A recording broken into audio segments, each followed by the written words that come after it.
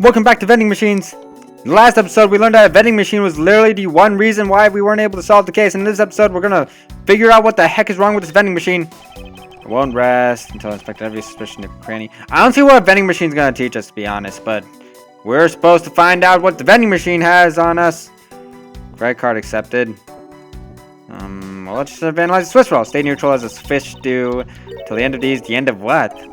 Well, I assume it means the end of the trial. Or it could be the end of the world, I don't know. One should eat these during a recess? You can't eat during a trial, so I suppose the only time you can eat them is now, huh? Okay then, jeez! I wouldn't mind if you want to eat one now. They come in packs of 2 after all. I like them. We're in the middle of investigation. Besides, I don't have $6 on me. Do I? If you want, we can pool our money and buy a pack together. Aw, that's nice. If I have to split it with you, then I don't want it. The heck? Jeez! Didn't know how much anger that freaking she has on us. Is there anything else I can do? Can I logic anything? Okay, so assuming that I have to deduce something right now, right with this wrist roll.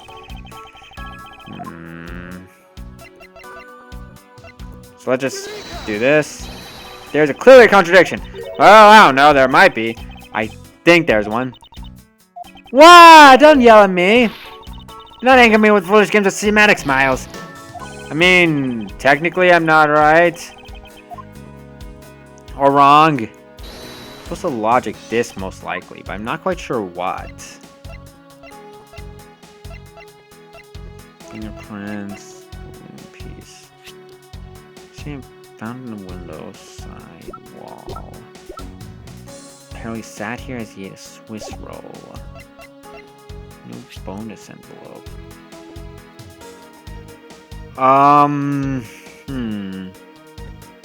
He only had $5 with him. How did he get the $6 to make the Swiss roll, though? That's actually a contradiction. About Detective Gumshoe's finances, he said that until this morning, he didn't have a single penny on his personage.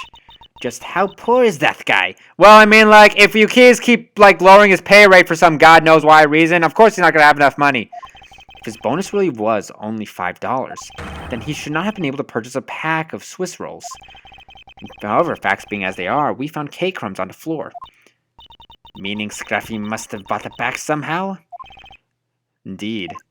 That detective should not have been able to purchase the pack, yet he did. The question is, how? So how did he purchase the Swiss roll pack? Did he, like, steal money or something? I mean, I don't understand. Well, I lost a bunch of little health accidentally. I believe I now have a very firm grasp of what happened. Are you sure? I don't. Well, I do too. I'm in the same boat as you, Francisca. I'm not quite sure what's going on. Alright, Francisca, would you care to share what your conclusions you've come up to? Why should I do that? You're in the middle of a competition, you know. Okay, sure. We should be checking to see if your conclusions are wrong first, so you got... That's kind of the same thing as what we said, but okay. It's almost cute that she's going this far to ensure she wins. Almost. Aww. The shipping is real. Very well, but first we need to pay His Honor a visit to correct his testimony. Okay, so we're going against the judge right now. That's a new one, even for me. Your Honor, if I may, I'd like to test your witness testimony to see how it stands up. Do you doubt me? Am I your new suspect? Oh god, he really doesn't like us. In a sense, I suppose you could say that. We're trying to judge. Even you, a judge. It's nothing but the common witness before a Von Karma. I feel like this judge is gonna hate Francisca later. Silence in the courtroom. Silence, I say. You're not under control anymore right now. Mr. Noob. Are you okay? Oh, okay. Ahem. As a defender of the law, I could never give false testimony. You can even place me under oath if you want. Very well then. Your testimony if you please. Oh, this should be interesting. I feel like he's not gonna lie, but there's something wrong that he didn't notice. He's in the freaking test! He's not even in the witness box. He's in the prosecutor's stand. During the recess, I went to the restroom. We know that part. There was a window on the hallway side. In other words, I could see into the hallway. As I entered, I saw the detective buying something from the vending machine. And then what? But when I was about to exit the courtroom, he had completely disappeared. Yeah, idiot! He was on the floor! A detective that goes missing while on duty?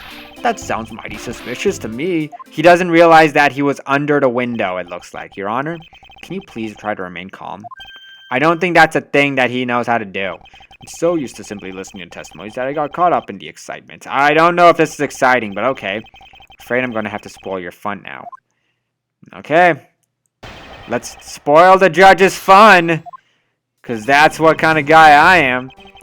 To the restroom. See into the hallway. Until I saw the detective buying something from the vending machine. And then he was gone. Well, he wasn't disappeared. He basically just left his line of sight. What does that finger whack for, Mr. Edgeworth? That's what we do to everybody. Don't worry, you'll get used to it. And don't you know it's rude to shout objection while someone is giving testimony? Yeah, don't worry, we're going to do that forever and ever. Huh. If you truly are a man of the law, then you must always be vigilant. For example, I myself never let an opportunity to shout objection pass me by. I like how he thinks! Neither do I! If you see me in the freaking streets, you're gonna see me shout objection! For no reason whatsoever! Mild Edgeworth, it's one thing to be passionate about your job, but this is real life. This is what some people may say is a pot calling the kettle black. I don't get it. Your Honor, I wonder if you might take a good look at this first. What is that filth? How dare someone dirty the hallway bench like that? Okay, why is this the most important thing right now? Who is the culprit? That party is hereby found guilty of uncleanliness. I think that's supposed to be a joke. If you must know, the uncouth bench soldier has already been placed under arrest thanks to your earlier testimony, Your Honor. Oh? Well, that's good. But who was it? That we were able to discover something from the smudge on the bench. Namely, Detective Gumshoe's fingerprints. Not happy with committing just murder, he has to go and dirty the courthouse too? Guilty! Okay. Your Honor, please calm down. While it's true that the detective is the one who made the mess on the bench, we have not yet established that this action is related to the double murder. What do you mean? I believe that the detective bought a pack of Swiss rolls from the vending machine. Yeah, the vending machine! And then promptly sat down on the bench to eat one! Take that! But still, how'd he get the $1? The cake crumbs and pieces of chocolate on the floor under the bench, and Detective Gumshoe's fingerprints prove my conclusion to be true. Oh, but I still don't understand. Is this whole thing related to how I couldn't see him as I was leaving the restroom? Yeah, because he was under you! It is indeed. The window in the hallway was rather built high up into the wall, at around a grown adult's chest height. As evidence, I submit that Francisca herself was unable to see out that. Oh yeah, I remember that. That was funny. I thought that was just for comedic relief, but it's actually helping us. Don't hit it! That was... I'm sorry, just as a, delayed reaction to him. It was like he just got whipped, and then he was like, I am so great. Oh, crap. Yeah, I was supposed to do something. I knew I shouldn't have used her height as evidence, but it works! Basically, what this means is that the area directly under the hallway window is a blind spot where the hallway is being viewed from the men's restroom. Then... It seems that you have made a connection. If someone were to sit on the bench under the window...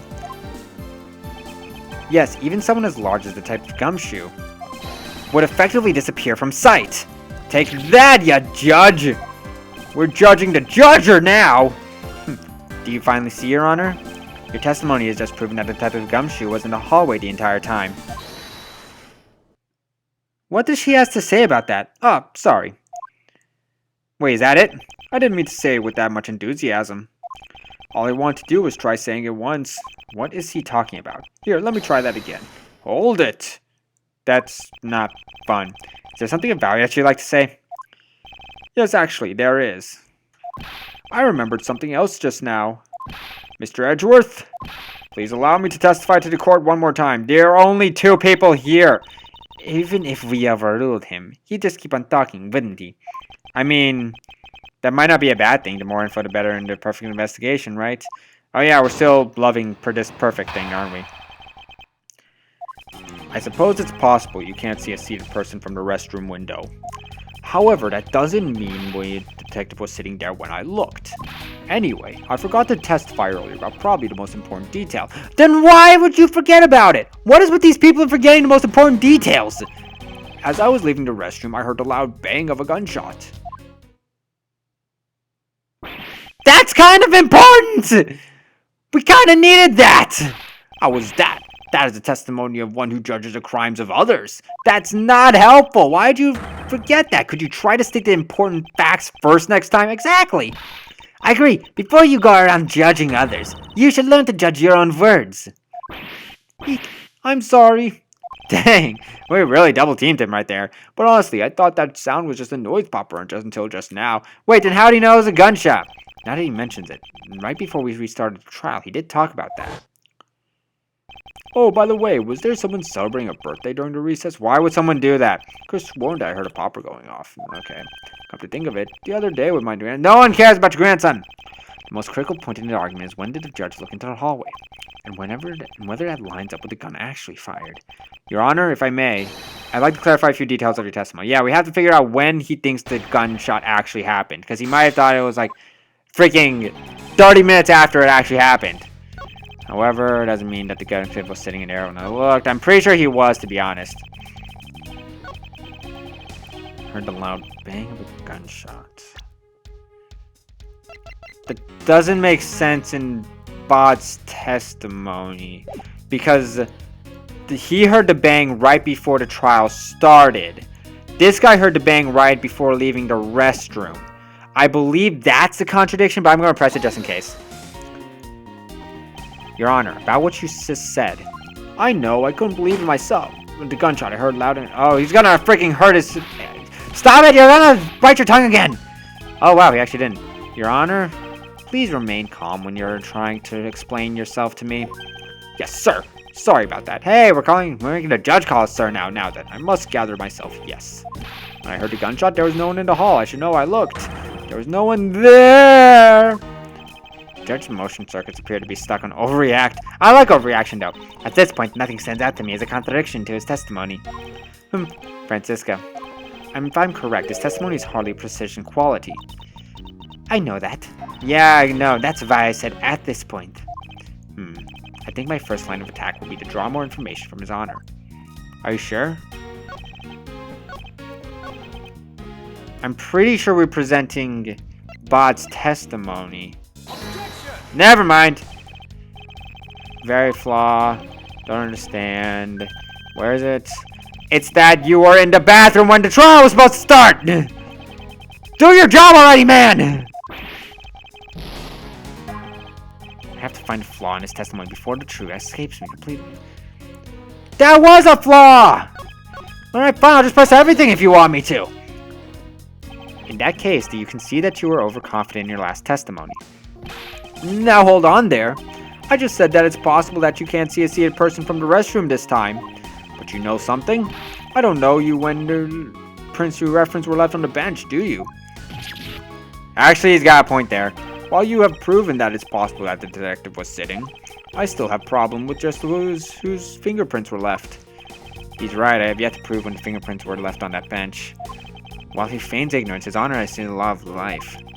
This judge, I mustn't underestimate him. I'm pretty sure, actually, to be honest, we don't. But at the same time, I feel like his bald nature makes him a little idiotic. If we established you went to the restroom during the recess.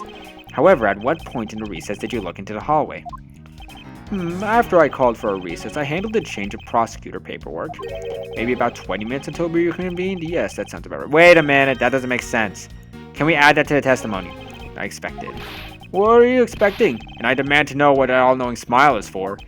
Your Honor, that statement you made just now is very important. I'd like for you to apprehend to your testimony. Okay, so that's where we're supposed to show Bod's testimony.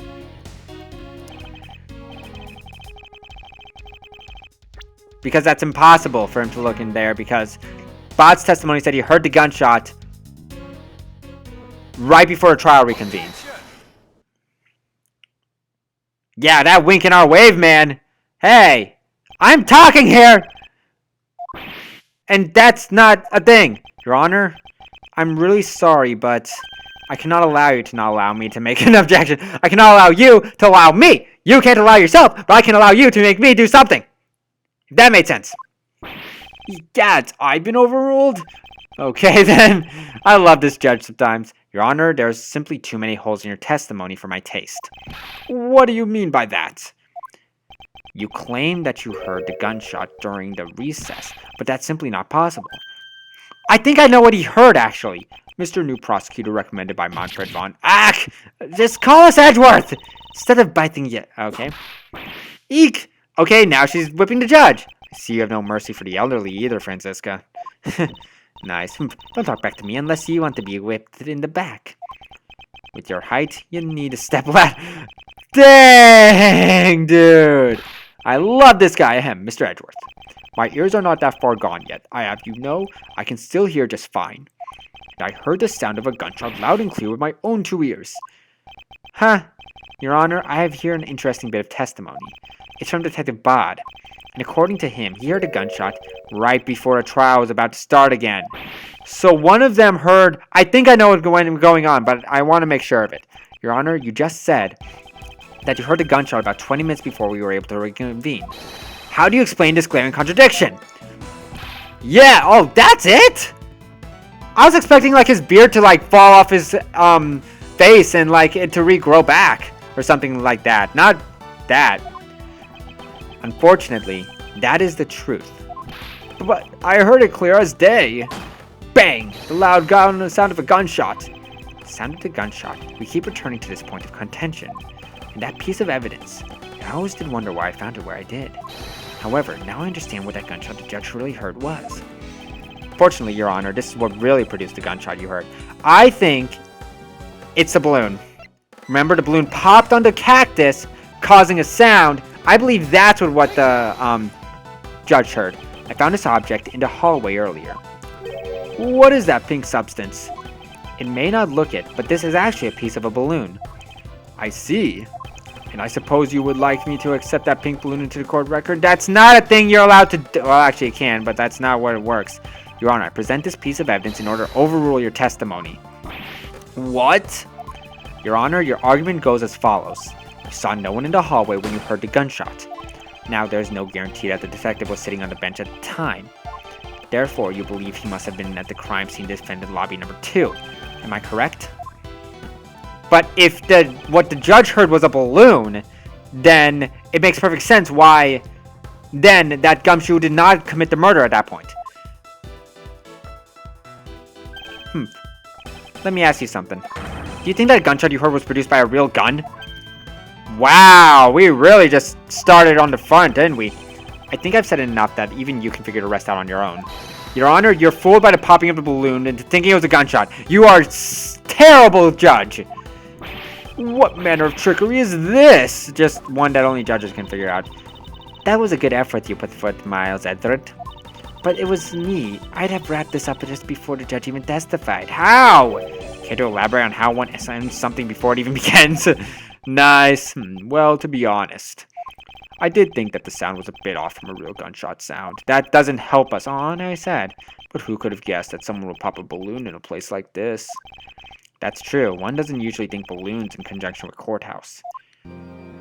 So what happened, exactly? There's only one person with a balloon. I want to trade these coins with you. That's it. That balloon the girl is holding explains everything. But where's the girl? What the heck's going on? Your Honor, if it makes you feel any better, you didn't lie once in your testimony. However, I can't really vouch for its accuracy. Who knew that giving testimony could be such a difficult thing to do? What have I done? I owe Detective Gumshoe a very, very big apology. I guess actually makes sense. Self that he was released. That's good to hear. But that's on my phone. There are still things I have to resolve about what happened in the hallway. Your Honor, I request your permission to further question Detective Gumshoe. But why? I thought we just cleared his name. Whether we did just now or not, I still cannot say. The only thing I can do for now is continue in my quest for perfect explanation. And to that end, I must resolve the remaining issues pertaining to the events that occurred in the hallway. So, everything that happened in the hallway, and we still haven't gotten to the murder space!